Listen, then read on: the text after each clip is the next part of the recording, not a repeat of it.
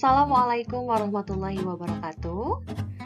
Halo anak-anak kelas 4. Hari ini kita akan belajar tentang bunyi bersama Ibu Dia Ainekawati SPD. Ayo kita mulai. Materi yang akan dibahas kali ini adalah yang pertama, tinggi rendah bunyi, yang kedua, kuat lemah bunyi, yang ketiga, pemantulan bunyi, dan yang keempat, penyerapan bunyi.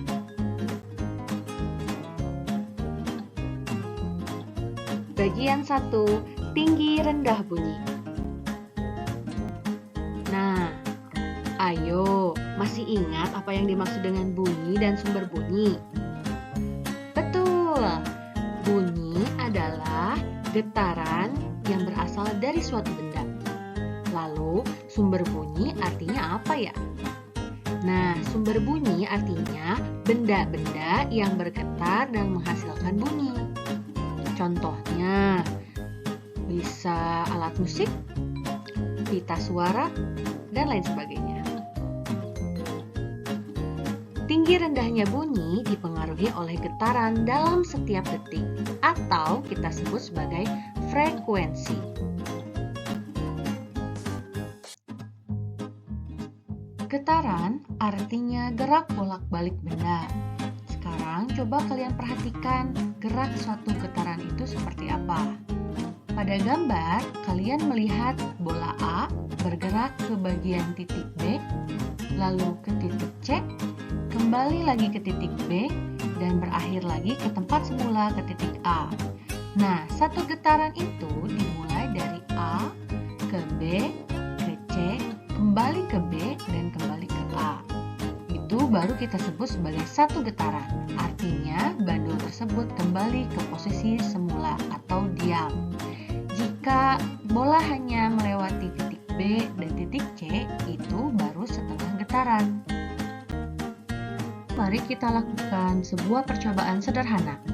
Percobaan gelas musik. Peralatan yang kalian butuhkan adalah 4 buah gelas kaca yang berukuran sama, 1 buah sendok logam, dan air.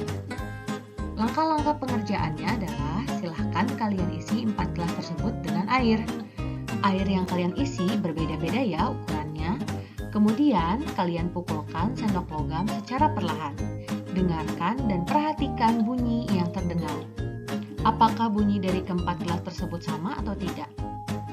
Ya, betul, berbeda-beda. Ada yang tahu alasannya mengapa? Alasannya adalah getaran akan menghasilkan gelombang bunyi yang dihantarkan oleh air. Jika gelas diisi banyak air, maka semakin sedikit getaran dan membuat suara menjadi rendah. Dan jika air yang dituangkan sedikit, maka getaran akan semakin banyak dan membuat suara menjadi tinggi. Kesimpulannya adalah, semakin banyak getaran, maka akan semakin tinggi bunyi. Dan semakin sedikit getaran, maka akan semakin rendah bunyi.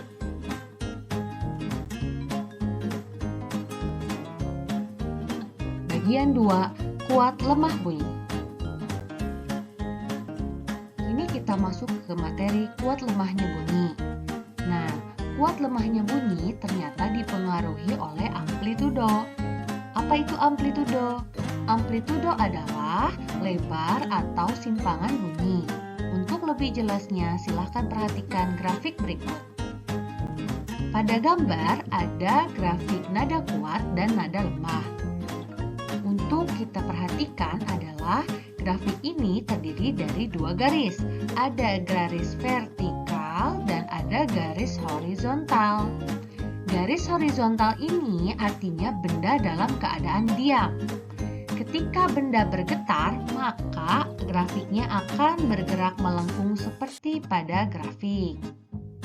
Jika nadanya kuat, maka amplitudo atau simpangannya akan lebar. Jika nadanya lemah, maka amplitudo tersebut akan sempit. Kesimpulannya adalah semakin besar simpangan atau semakin lebar ya anak-anak, maka akan semakin kuat bunyi. Nah, Sebaliknya, semakin kecil simpangan atau semakin pendek, maka akan semakin lemah bunyinya. Selanjutnya, contoh bunyi kuat dan lemah. Yang pertama, bunyi kuat. Contohnya, dalam sehari-hari kalian mendengar suara petir, berteriak, bunyi petasan, atau bunyi bom. Sedangkan untuk bunyi yang lemah, bisa kalian dengar itu drum yang dipukul pelan-pelan atau berbisik-bisik.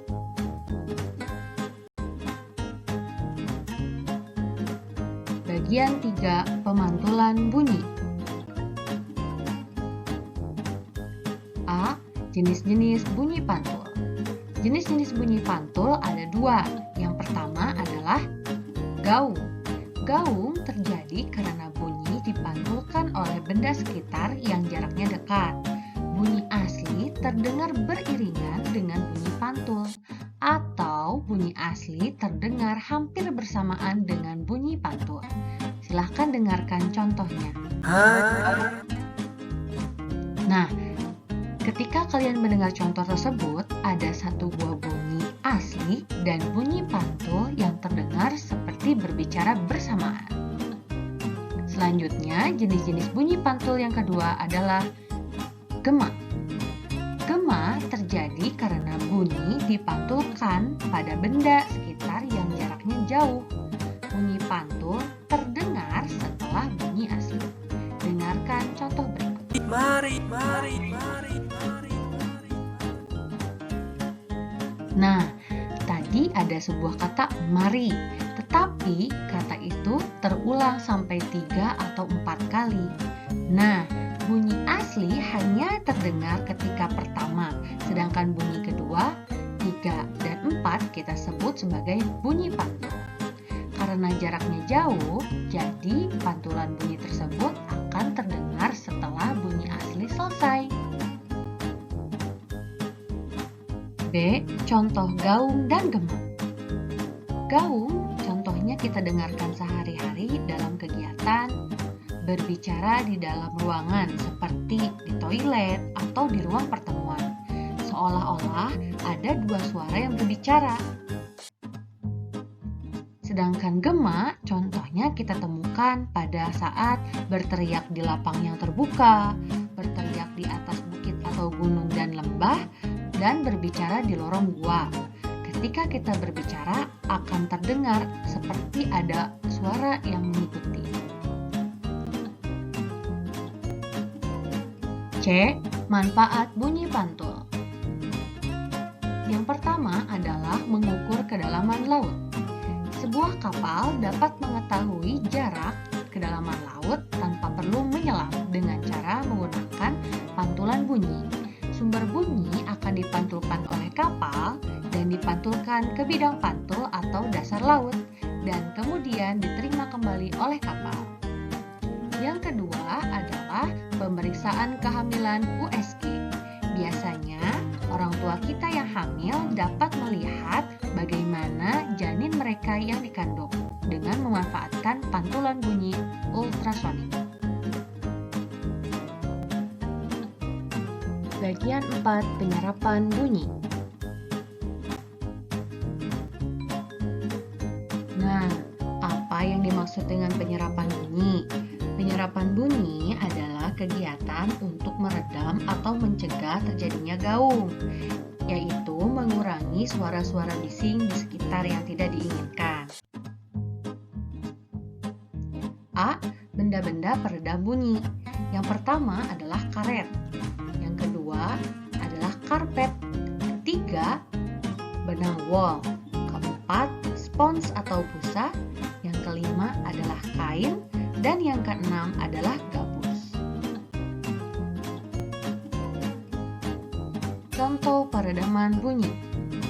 Biasanya peredaman bunyi digunakan di bioskop.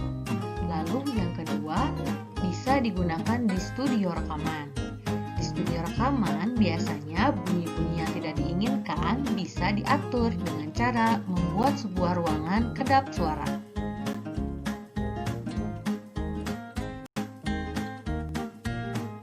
Sekian yang dapat Ibu sampaikan.